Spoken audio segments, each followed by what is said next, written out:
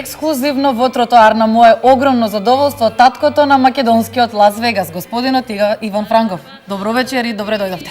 Добро вечер и ви благодарам на овозможениот простор во вашата емисија.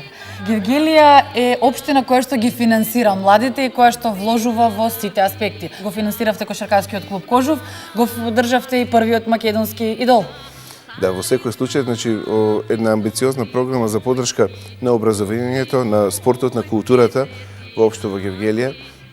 Нема објект од образовните институции каде што нема вложено средства.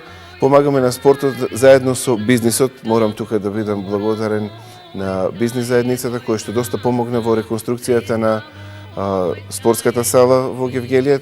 Таму е комплетно променет кровот и подот, за да може да се одвиваат надпревари од првата кошаркарска лига.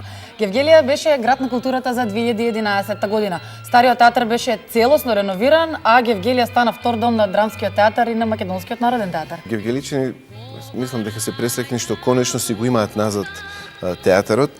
Театарот кој што прво беше со земјотресот 90 година оштетен, потоа и опожарен 96 година. Со проект кој што е поддржан од Европската Унија со скоро 500.000 евра и 150.000 евра од општинскиот буџет. Овој проект реконструкција на Народен театар го завршивме и на 18 декември минатата година беше пуштен свечено во употреба.